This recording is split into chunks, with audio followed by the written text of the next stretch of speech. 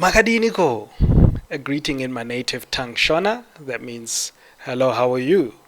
Thank you so much for joining me this afternoon. My name is Tafadzwa Maposa.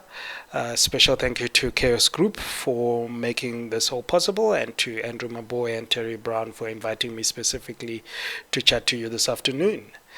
I've been a 3D artist since 2006, creating and tinkering and engaging with the industry in one form or another. An interesting journey, one that I will talk to you about, and hopefully it can inspire and encourage someone else still on the journey, and maybe it be nostalgic to people that have been in the industry a while, and they can look back on their own journeys and laugh at themselves, and just have fun with it. So, thanks again. It's a great honor and a great privilege to be with you this afternoon. I'm just going to take my time just now just to play a snippet of some of my work in the form of a showreel, just so that you get acquainted with me, and then I'll take you on the wild ride of how I got here. Catch you in a bit.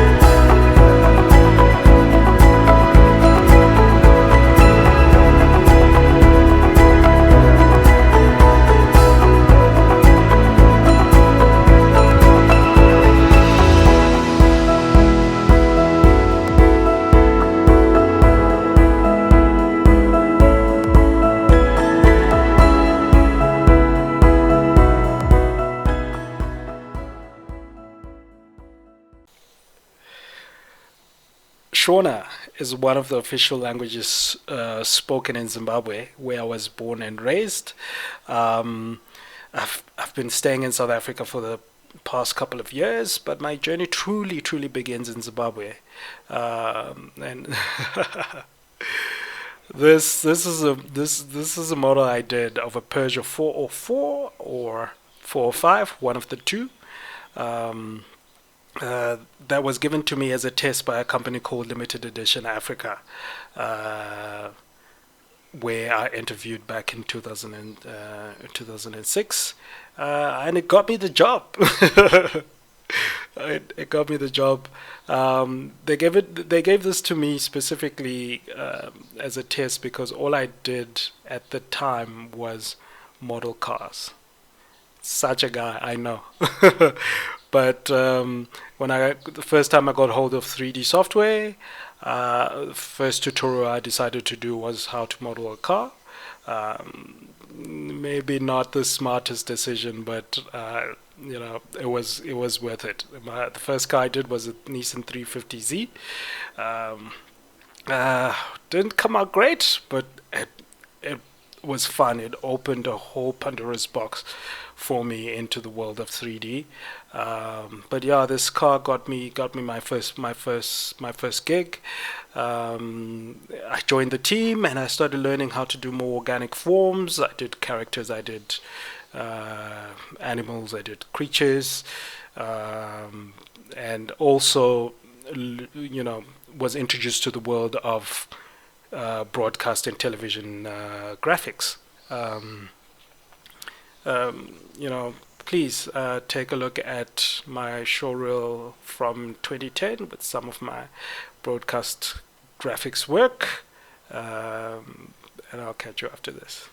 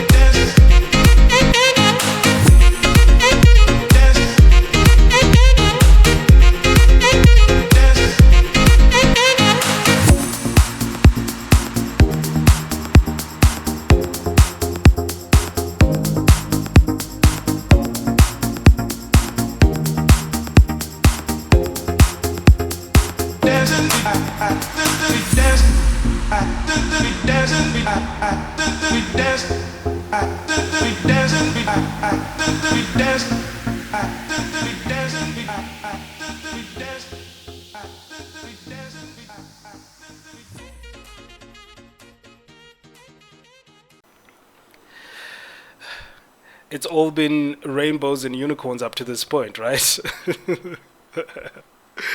No, it was hard. Learning, the software, learning to model, learning to texture, light, rig, animate, do a few visual effects things sprinkled in there. It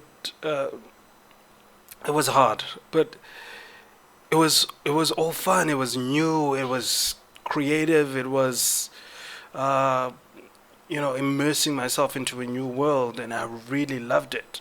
And it didn't feel as hard until insert Alex Roman here.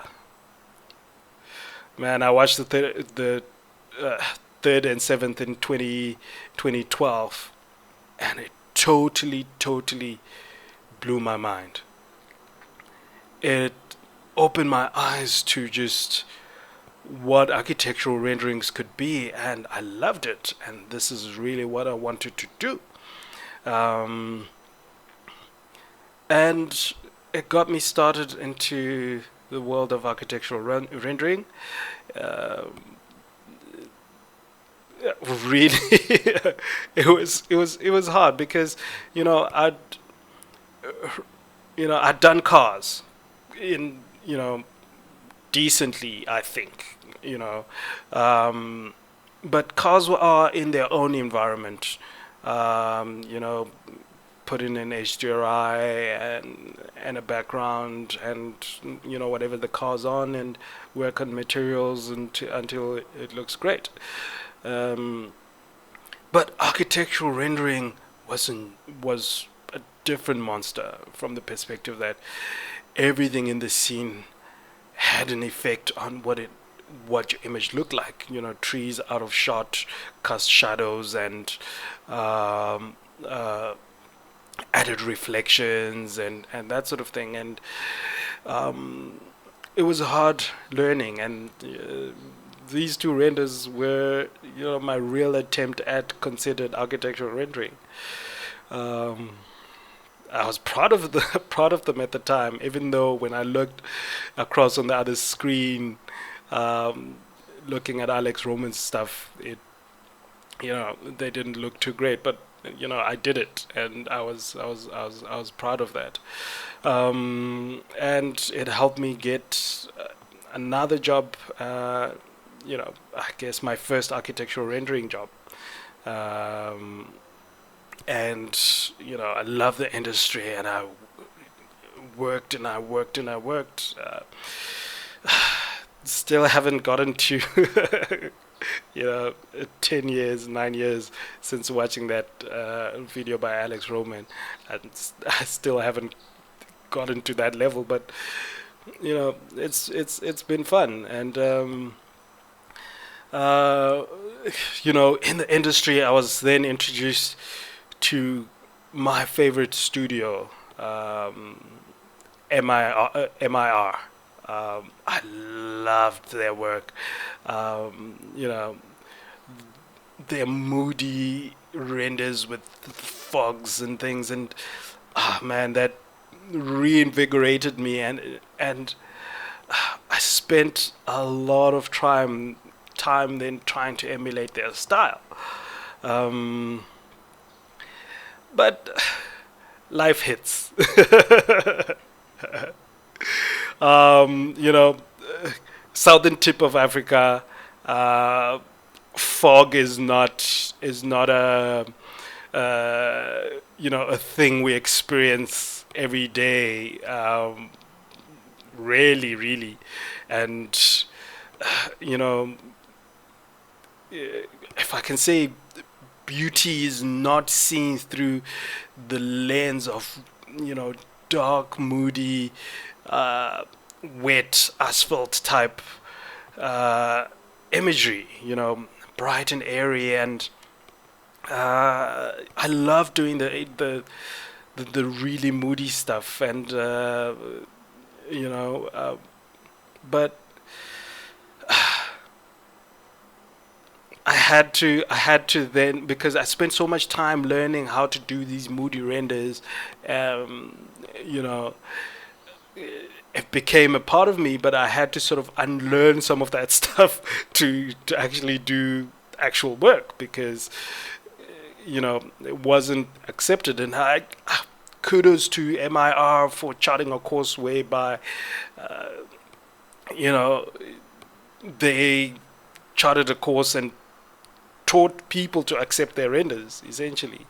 um, I wasn't brave enough, so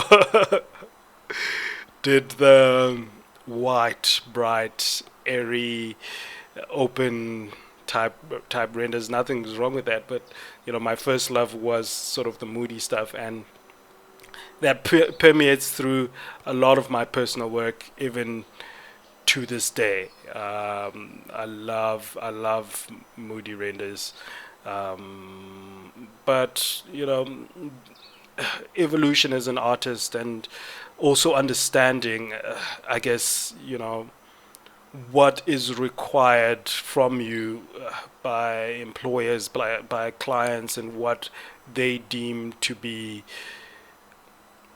great, and what you want to express artistically sometimes doesn't match. And that's where personal projects come in. I'm constantly doing personal projects. I've got a couple of scenes on my hard drive that probably would never see the light of day, but I open it a couple of months, change the lighting, close it down, and that sort of thing. And keeps me interested, keeps me motivated, keeps me going. My wife and my brother-in-law laugh at me, because there's a scene that I've been working on for 6 years. Just I open it, I do a little bit, I render, and I shut it down, and they're like, "You never finish." But I tell them that it's finishing is not necessarily the goal for that particular project. It's the sort of project that has everything in it, and you know opening in it, and you've learned something new, you're adding to it, or you're removing sort of old ways of doing things and now adding the new stuff, and that sort of thing. So it's sort of my little sandpit for playing, essentially. But yeah, I think I just wanted to just touch on that, where your creative sort of aspirations are not necessarily in line with your current circumstances, or it's not what's accepted at that point in time. So work on your own stuff personally, you know and that's that. um, but yeah, guys, that is my that's my history, and a little bit of advice, and you know great just going down memory lane with you, and you know really engaging. And I just want to thank, Chaos Group for uh, V-Ray for starters, because all the car renderings I did initially were done in V-Ray, and now you know pretty much 90% of what I do is via Corona renderer. But you know it's it's those kinds of tools and the evolution of those tools that help us create the work that we do. And uh, you know uh, also, because it's, if I can say, tools that um, some of the greats use, if I can call it that. You know what I mean? You're like, okay, I have the same sort of tools to use to recreate or create better artwork than I've seen some of the my idols and mentors produce. That means there is a possibility for me to be able to create the sort of work that they do. But yeah, guys, thank you for going down memory lane and uh, you know looking at some of my work, and just talking about the challenges that I've experienced through this. And um, cheers. Hope to meet you all one day. Thank you.